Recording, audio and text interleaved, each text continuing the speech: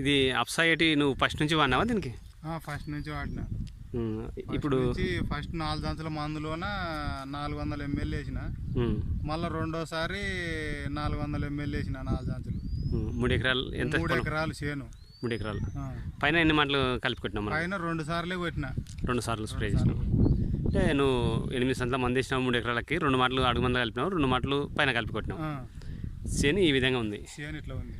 మనం అప్సా వాడడంలో మళ్ళీ బెనిఫిట్ ఉందంటావా కదంటావా? నాకైతే బెనిఫిట్ కనపడుతుంది చూడబ్బా. ఒకవేళ ఏరే వాళ్ళకి ఏమో కానీ నాకైతే కనపడుతుంది. అంటే రైతులకి మనం చెప్పొచ్చు కదా ఇది వాడడంలో మంచిగా చెప్పొచ్చు. కానీ వర్షం పట్టుకునింది చేనుకి నీళ్ళు ఏడ్చలేను.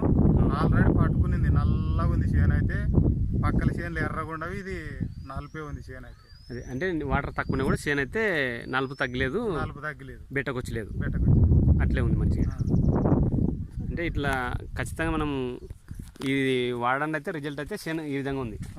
ఈ విధంగా ఉంది. అంటే రైతులకి ఇది ఖచ్చితంగా ఉపయోగపడుతుంది. రైతులకైతే బంగారు లెక్కలు ఇంకేం మాట్లాడకూడదు ఇంకా. సరే, ఓకే.